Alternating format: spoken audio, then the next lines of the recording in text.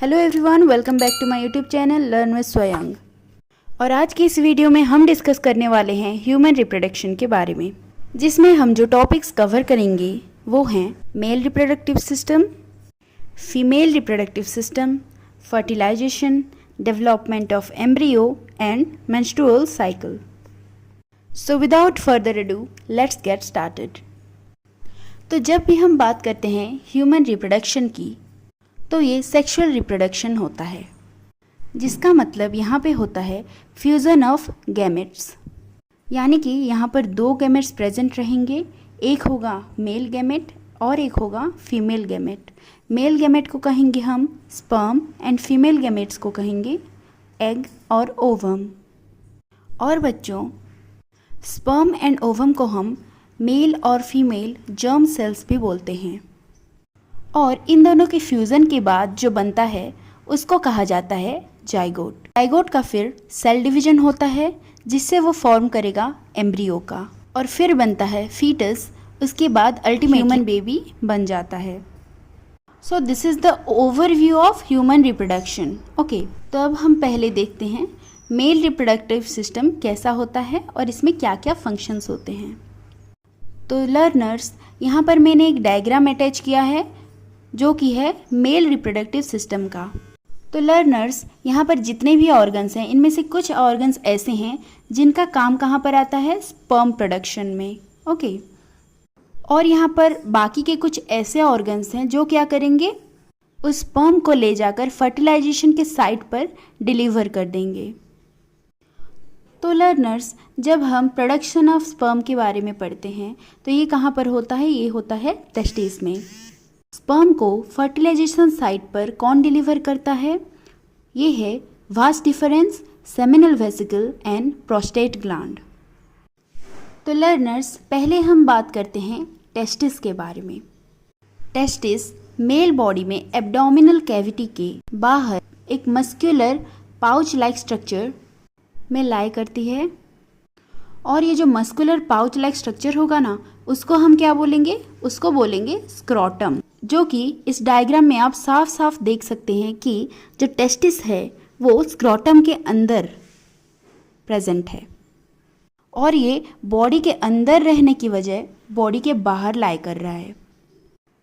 तो लर्नर्स, यहाँ पर हमारे दिमाग में एक क्वेश्चन आ जाता है कि जैसे में बाकी बॉडी के ऑर्गन बॉडी के अंदर ही रहते हैं, ये ऑर्गन क्यों बाहर रह जाता है। तो आइए इस डाउट का हम इजीली सॉल्व करते हैं।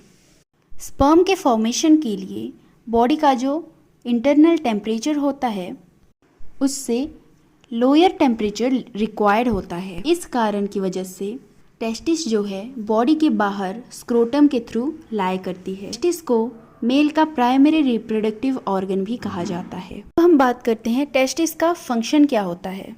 इसका पहला फंक्शन तो होता है प्रोडक्शन ऑफ स्पर्म, यानी कि ये स्पर्म को प्रोड्यूस करेगा।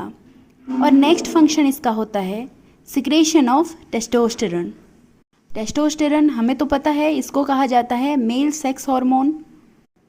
तो लर्नर्स, यहाँ पर हमें एक क्वेश्चन आता है कि टेस्टोस्टेरोन सिक्रेट तो हो रहा है, पर ये क्या कर रहा है, इसका कुछ काम तो होगा ना। तो आइए चलिए पढ़ते हैं इसके काम के बारे में। टेस्टोस्टेरोन यहाँ पर क्या करता है, ये मेल के सेकेंडरी सेक्सुअल कैरेक्टर्स को डेवलप करता है, साथ साथ वो स्पर्म के फॉर्मेशन को भी रेगुलेट करेगा। ये तो हो गया टेस्टिस का फंक्शन। अब उस ग्लैंड्स के बारे में बात करने वाले हैं जो कि स्पर्म को फर्टिलाइजेशन की साइट पर डिलीवर करने में हेल्प करते हैं। उसमें सबसे पहले आ जाएगा वास डिफरेंस। स्पर्म के फॉर्मेशन हो जाने के बाद ये जो स्पर्म है वो वास डिफरेंस के थ्रू आकर पहुंच जाते हैं सेमिनल वेसिकल तक और प्रोस्टेट ग्लैंड तक। फिर यहाँ के कुछ सिक्रेशन होते हैं जो कि इसमें मिल जाते हैं, और जो सेमिनल वेसिकल और प्रोस्टेट ग्लैंड होते हैं, इसके अंदर जो फ्लूइड पाए जाते हैं, उनका काम क्या होता है, स्पर्म का जो ट्रांसपोर्टेशन है उसको ईजी बनाते हैं, स्पर्म ट्रांसपोर्ट को ईजी बनाते हैं, और उसके साथ स्पर्म को न्यूट्रिशन भी प्रोवाइड करते हैं। और यहाँ पर वास डिफरेंस जाकर यूरिथ्रा वाले जो पाइप स्ट्रक्चर है उस पर जाकर ये मर्ज हो जाता है।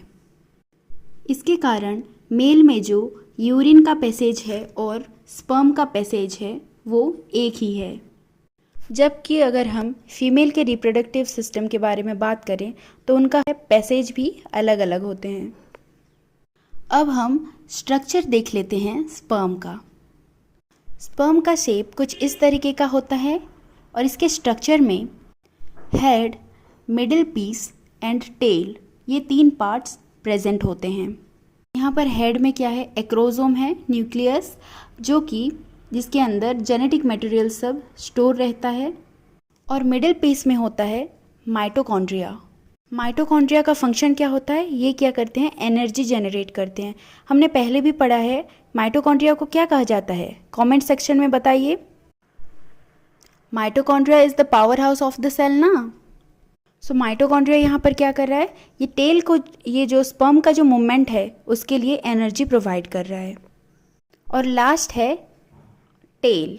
टेल क्या करता है, टेल इसको डायरेक्शन देने में या फिर फ्लोट करने में, डायरेक्शन देने में और फ्लोट करने में टेल हेल्प करता है। और फर्दर ये जो स्पर्म होते हैं ये एंटर करते हैं फीमेल वजाइना में। तो लर्नर्स, अब हम पढ़ लेते हैं फीमेल रिप्रोडक्टिव सिस्टम के बारे में।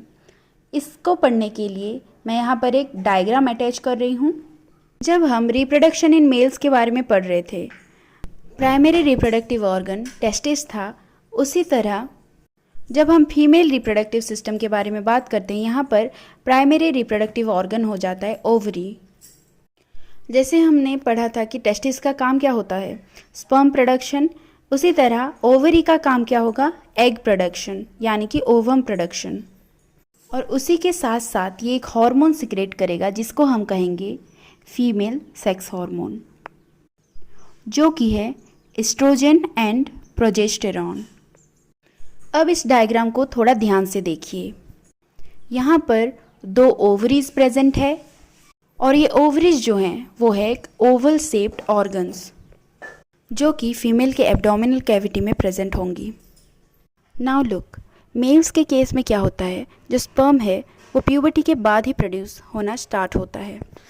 बट जब फीमेल के केस में गर्ल चाइल्ड का बर्थ होता है, उसी टाइम से जितने भी एग्स उसको लाइफ टाइम में चाहिए वो ऑलरेडी ओवरी में प्रेजेंट रहते हैं। लेकिन यहाँ पर जो एग प्रेजेंट होते हैं वो तब इमेच्योर होते हैं।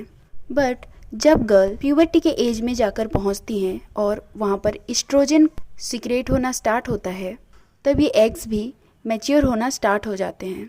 तब कोई भी एक ओवरी हर मंथ एक एग को रिलीज़ करती है। जैसे ही एक ओवरी एक मैच्योर एग को रिलीज़ करती है, तब ये एग ओवरी से निकलता है और ये जो ट्यूब लाइक स्ट्रक्चर है इसमें आकर पहुंचता है, जिसको हम बोलते हैं ओविडक्ट या फैलोपियन ट्यूब।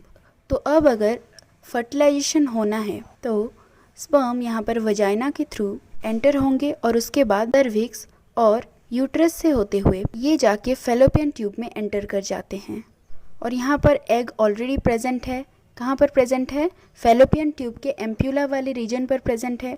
वहाँ पर स्पर्म जाता है और देन ये फर्टिलाइजेशन हो जाता है। अब यहाँ पर फर्टिलाइजेशन हो जाने के बाद जाइगोट का फॉर्मेशन हो जाएगा। जाइगोट में अब यहाँ पर सेल डिवीजन होगा, सेल मल्टीपल नंबर्स में आएंगे, तब ये बन जाएगा एम्ब्रियो। अब ये एम्ब्रियो ओविडक्ट से ट्रैवल करके यूट्रस में आ जाता है और यूट्रस की जो इनर लाइनिंग है वहाँ पर आकर अटैच हो जाता है।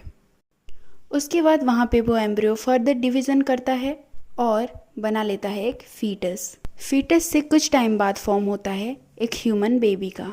और जब यहाँ पर ग्रोथ हो रहा है, सेल डिवीजन हो रहा है, एम्ब्रियो से फीटस, फीटस से बेबी, तो इनको चाहिए न्यूट्रिशन। तो यहाँ यूट्रस के वॉल पे एक डिस्क शेप का स्ट्रक्चर फॉर्म होता है जिसको हम कहते हैं प्लेसेंटा। और इस प्लेसेंटा का काम है एम्ब्रियो को न्यूट्रिशन प्रोवाइड करना। और ये जो न्यूट्रिशन है एक पाइप के थ्रू सप्लाई करता है जिसको हम बोलेंगे अम्बिलिकल कॉर्ड।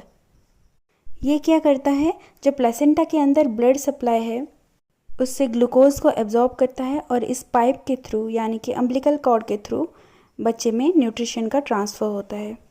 जब बेबी वूम में होता है तो वो ब्रीदिंग भी नहीं कर रहा होता, तो इसकी वजह से उसके बॉडी को ऑक्सीजन का डिमांड भी फुलफ़िल करना है, तो यहीं से ऑक्सीजन का भी सप्लाई होता है।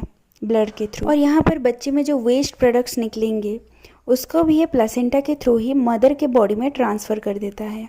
तो बच्चों, प्लेसेंटा का फंक्शन क्या हो जाएगा? It helps to exchange of nutrients, oxygen and waste products between the embryo and mother. Mother की बॉडी में चाइल्ड को पूरी तरह से डेवलप होने में 9 मंथ्स का टाइम लगता है, जिसको हम कहते हैं जेस्टेशन पीरियड। अब बात कर लेते हैं मेंस्ट्रुएशन के प्रोसेस के बारे में। ओवरी हर मंथ एक एग रिलीज़ करती है और वो एग इसी इंटेंशन में रिलीज़ करती है कि फर्टिलाइजेशन हो सके। तो हर मंथ यूट्रस जो है वो प्रेगनेंसी के लिए प्रिपेयर होता है। कैसे? यूट्रस के अंदर एक thick spongy like lining present होती है जो कि एम्ब्रियो को नरिशमेंट प्रोवाइड करती है in the case of fertilisation. लेकिन अगर एग को स्पर्म ही ना मिले और फर्टिलाइजेशन ना हो तो यही lining along with egg vagina के थ्रू ब्लड और म्यूकस के साथ बाहर आ जाती है। इसी प्रोसेस को कहा जाता है मेंस्ट्रुएशन और ये हर फीमेल के बॉडी में होता है और इसका टाइम पीरियड है 4 to 8 days। So that's all about reproduction। और thank you so much to all my subscriber हमें इतना ग्रो कराने के लिए। Do like and keep sharing. Thanks for watching everyone.